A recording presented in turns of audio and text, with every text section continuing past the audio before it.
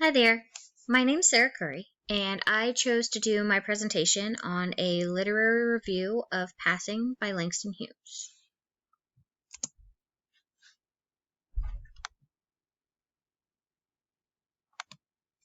So, a little bit about the author. Langston Hughes' real name was actually James Mercer Langston Hughes. He was born in 1902 in Missouri, and he died in 1967. He was actually raised by a single mother. I feel like that had a lot of influence on some of his writings, and it gave him a different kind of perspective when it was a one-person household. He did have a grandmother who helped his mom out when he was really young, but she died early in his youth.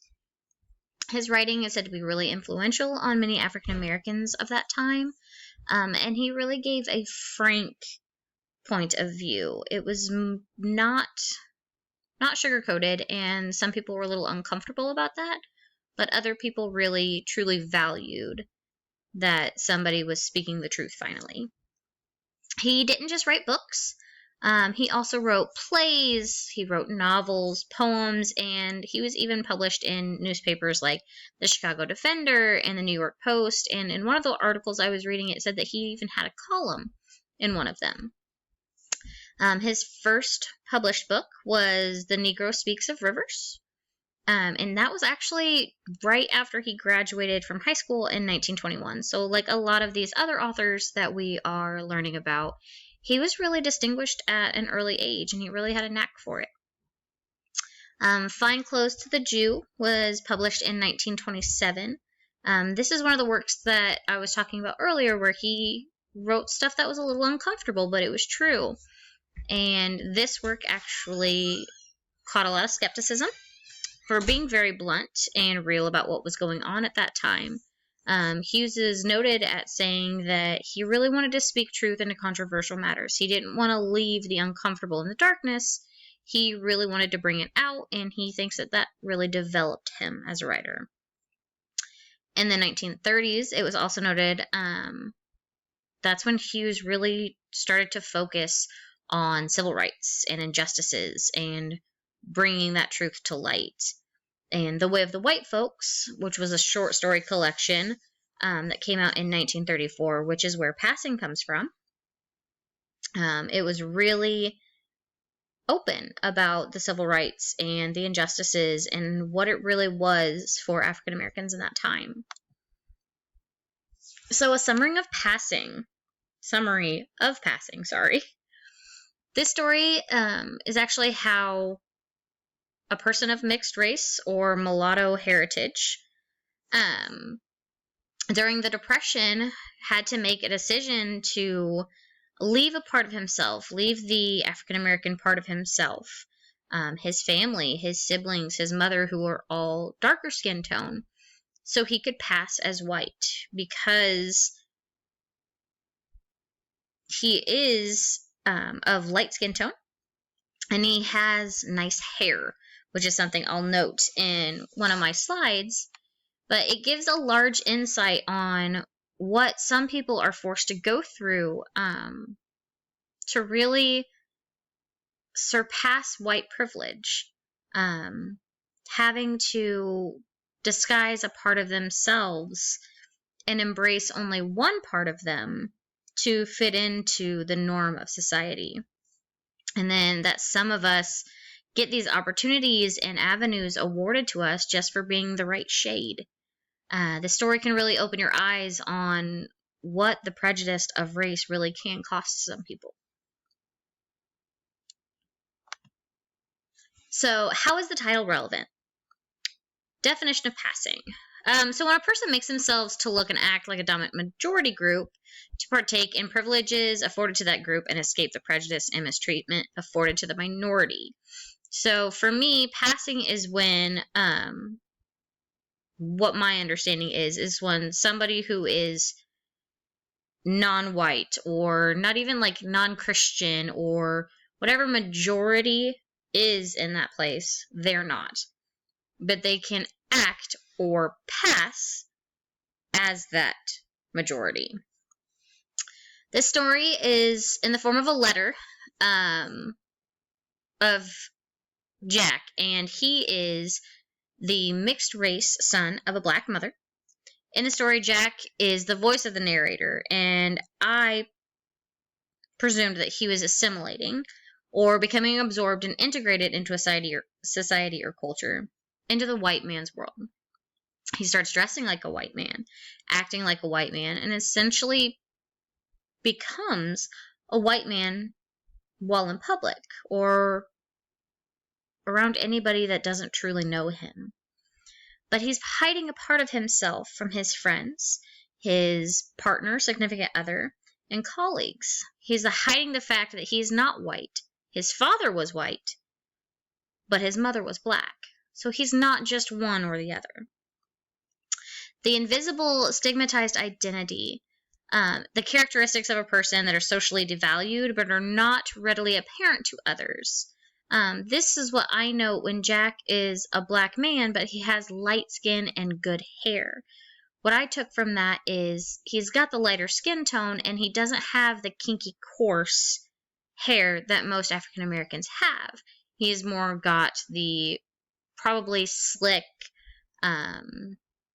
naturally oiled hair that Caucasians have. So in this story, it brought up a lot of examples of white privilege, and I'd like to discuss some of those. So white privilege itself is an inherent advantages afforded to white people that are based solely on the status in society and predetermined racial inequality and prejudice. That's one of the articles that I looked up. I really wanted a good concept of what white privilege was. Personally, I'm not going to lie, being a white female in a middle class family, I never understood white privilege before. This story addresses the white privilege when Jack starts describing to his mother that he can now do what he can now do now that people think he's white. He's got a great job. He talks to his mom about how even during the Depression, he's making $65 an hour. The part of the story that I did like to really give you the contrast of what skin tone really gave you at that time is Jack talks about the porter in the building, which I do believe is like the maintenance man, and how they treated him and what he made. But it didn't matter if he could have been the smartest man in the building. His job would have never given him a different position because of his skin tone. But Jack relates in the fact that in his mind, he's black too, but look what I can do because I'm not that dark, and I can fool them. And that was a really big concept for me to show what white privilege meant in an actual life concept. So another one of our terms that really stood out to me in this was concealment. So concealment is when somebody is purposely trying to avoid letting other gatherers clues on who they really are. So like Jack avoids people finding out that he's black or he's part black. So when he's avoiding this, one of the obviously the big things is he tells his mom that he's glad that she didn't approach him when he was walking down the street with his girlfriend. And he didn't want her to find out that he is part black. So he also speaks on being afraid of people questioning him or questions that can come up from an encounter if his mother would have said anything to him or even acknowledged that he was who he was or that she knew him. And then when he talks about his siblings too, how he thinks they wouldn't have reacted the way his mother would have, and talks about more praising his mom for having the tact to not acknowledge him. And that's something that it was really sad when I read this story about feeling as a mom how I would feel to have to ignore my child's existence when they're 10 feet from me. I think that was, I would have liked a part of seeing her response letter on how that would have made her feel. But Jack does seem to feel some guilt in dismissing his mother's existence throughout the letters, telling her he's sorry and wishing things were different, and wishing maybe if it was just him, he could have said something to her. So a life of discretion. In the story, I felt like discretion stood out to me as another one of the terms, because discretion is when somebody actively avoids questions that are related to the individual identity of who they are. Meaning that this person may divert questions or make up reasons for the mistake in the identity.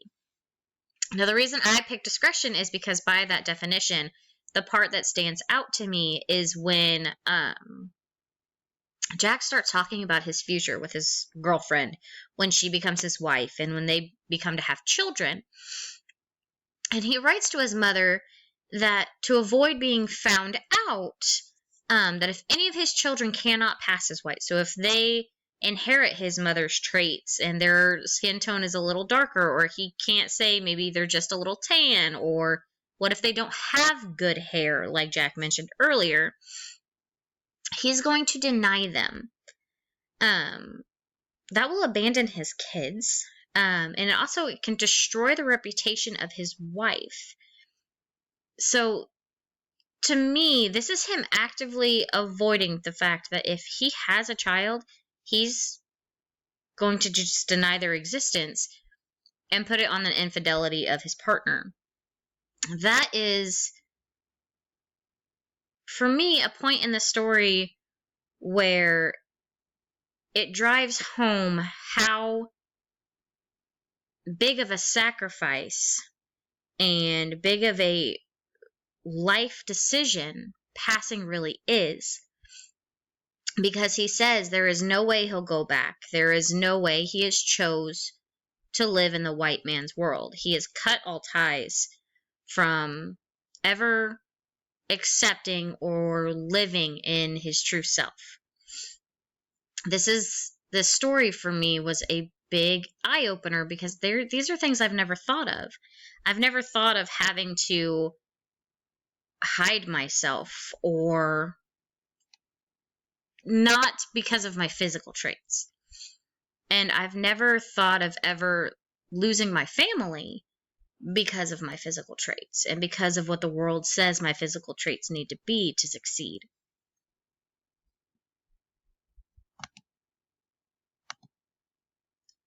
So here's a couple resources that I found just to help me with definitions and everything. These are actually some good, the Out of Sight but Not Out of Mind was great. I thought it was really helpful for understanding what these social identities in the workplace really meant. So that is my review on Passing, by Langston Hughes, and I hope you enjoyed it.